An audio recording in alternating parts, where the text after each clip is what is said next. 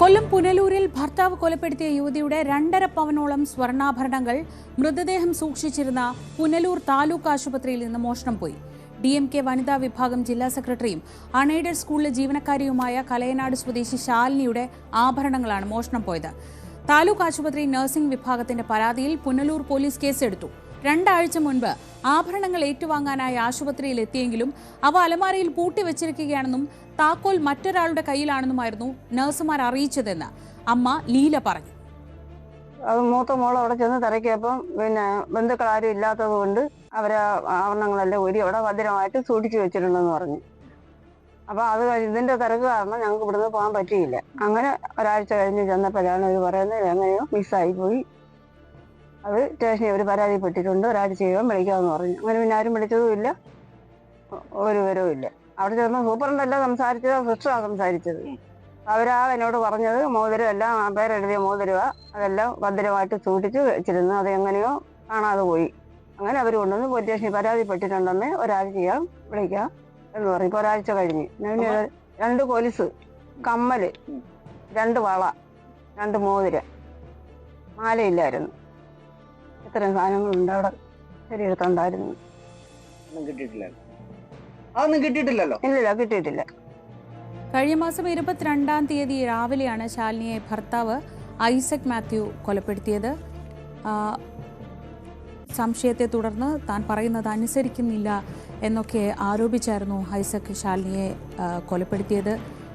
ഈ സംഭവത്തിന് പിന്നാലെയാണ് ഇപ്പോൾ DMK വനിതാ വിഭാഗം ജില്ലാ സെക്രട്ടറി കൂടിയായിരുന്ന ശാലിനിയുടെ സ്വർണ്ണാഭരണങ്ങൾ മോഷണം പോയി എന്ന വാർത്ത കൂടി പുറത്തു വരുന്നത്. താലൂക്ക് ആശുപത്രി നഴ്സിംഗ് വിഭാഗത്തിൻ്റെ കയ്യിൽ അവർ സൂക്ഷിച്ചു എന്നാണ് അമ്മയോട് പറഞ്ഞിരുന്നത്. അവർ തന്നെ ഇത് മോഷണം പോയി, കൈമോശം സംഭവിച്ചു എന്ന് പറഞ്ഞ് പോലീസിൽ ഇപ്പോൾ പരാതി നൽകിയിരിക്കുകയാണ്.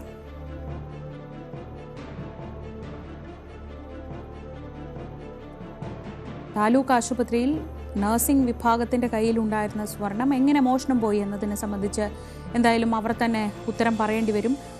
ഇത് അന്വേഷിച്ച് ചെന്നപ്പോൾ ഇതേക്കുറിച്ച് ഇത് ആശുപത്രിയിൽ തന്നെയുണ്ട്, അലമാരയിൽ സൂക്ഷിച്ചു വെച്ചിരിക്കുകയാണ്, താക്കോൽ മറ്റൊരാളുടെ കയ്യിലാണെന്ന് നഴ്സുമാർ പറഞ്ഞു എന്നാണ് ഇപ്പോൾ അമ്മ ആരോപിക്കുന്നത്. അത് കഴിഞ്ഞ് പിന്നീട് ഇത് അന്വേഷിച്ച് ചെന്നപ്പോഴാണ്, ഒരാഴ്ച കൂടി കഴിഞ്ഞ് ഇത് അന്വേഷിച്ച് ചെന്നപ്പോഴാണ് ഇത് മോഷണം പോയി എന്ന വിവരങ്ങൾ പറയുന്നത്. വിവരങ്ങളുമായി പ്രദീപ് സി നെടുമൺ.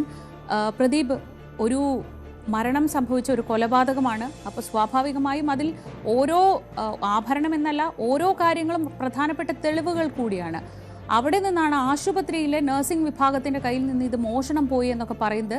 എന്നാൽ ഒരു വിശ്വസിക്കാനാവാത്തൊരു ന്യായമാണ് പറയുന്നത്. സ്വാഭാവികമായും ഇങ്ങനൊരു ആരോപണം വീട്ടുകാർ ഉന്നയിക്കുമ്പോൾ അത് എത്രത്തോളം ഗുരുതരമാണ്? അതെ ശ്രീജ, വളരെ ഗൗരവമായ ഒരു വിഷയമാണിത്. കാരണം കൊല്ലപ്പെട്ട ഒരു സ്ത്രീയുടെ ആഭരണങ്ങളാണ് ഇങ്ങനെ മോഷണം പോയിരിക്കുന്നത്. കഴിഞ്ഞ മാസം ആണ് ഈ കൊലപാതകം നടന്നത്. കഴിഞ്ഞ മാസം 22-ന് രാവിലെ ആയിരുന്നു ശാലിനിയെ ഭർത്താവ് ഐസക് മാത്യു കൊലപ്പെടുത്തിയത്. അതിനുശേഷം ഈ മൃതദേഹം പുനലൂർ ആശുപത്രിയിൽ സൂക്ഷിച്ചിരുന്നു. ഈ യുവതിയുടെ മാതാവും മറ്റും പോയി ചോദിച്ചപ്പോൾ ആശുപത്രി അധികൃതർ അന്ന് പറഞ്ഞത് ഈ ആഭരണങ്ങൾ അലമാരയിൽ വെച്ചിരിക്കുകയാണ്, അത് പൂട്ടി വെച്ചിരിക്കുകയാണ്, ആ താക്കോൽ മറ്റൊരാളുടെ കയ്യിലാണെന്നാണ് പറഞ്ഞിരുന്നത്. പക്ഷെ പിന്നീട് അത് ഇവർക്ക് തിരിച്ചു കൊടുക്കാൻ ആയിട്ടില്ല. അപ്പോൾ അത് അന്ന് തന്നെ ഇവർ പറഞ്ഞത് കളവാണ് എന്നാണ് ഇപ്പോൾ ബന്ധുക്കൾ ആരോപിക്കുന്നത്. തുടർന്ന് ആശുപത്രിയിലെ നഴ്സിംഗ് വിഭാഗമാണ് ഒരു പരാതി പോലീസിന് കൊടുത്തിരിക്കുന്നത്. ആ പരാതിയിലാണ് പുനലൂർ പോലീസ് അന്വേഷണം നടത്തി വരുന്നത്.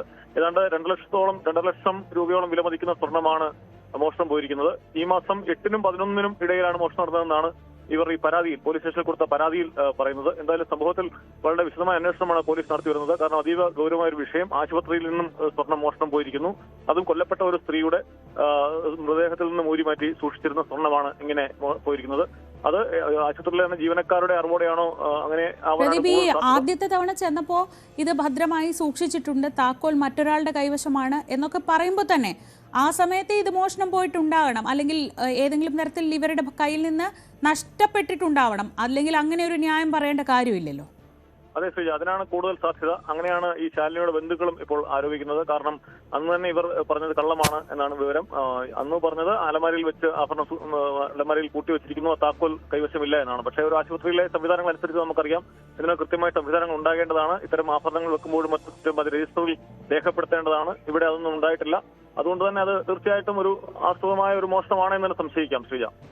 ശരി, പ്രദീപ് സി നെടുമണാണ് വിവരങ്ങൾ നൽകിയത്. കൊല്ലപ്പെട്ട യുവതിയുടെ ആഭരണങ്ങൾ ആശുപത്രിയിൽ നിന്ന് നഷ്ടപ്പെട്ടിരിക്കുന്നു എന്നതാണ് ഇപ്പോൾ നഴ്സിംഗ് വിഭാഗം നൽകിയ പരാതിയിൽ പറയുന്നത്. വളരെ പ്രമാദമായൊരു കേസായിരുന്നു. കഴിഞ്ഞ മാസം 22-നാണ് ശാലിനി എന്ന രാഷ്ട്രീയ പ്രവർത്തക കൂടിയായിരുന്ന DMK-യുടെ ജില്ലാ വനിതാ വിഭാഗം ജില്ലാ സെക്രട്ടറിയാണ്, അൺഎയ്ഡഡ് സ്കൂൾ ജീവനക്കാരിയായിരുന്നു. ഈ ശാലിനിയെ ഭർത്താവ് ഐസക് തോമസ് കൊലപ്പെടുത്തിയിരുന്നു. ഈ സ്വർണ്ണമാണ്, അത്രയേറെ പ്രധാനപ്പെട്ട ഒരു കേസിലാണ് സ്വർണം ആശുപത്രിയിൽ നിന്ന് നഷ്ടപ്പെട്ടിരിക്കുന്നത്.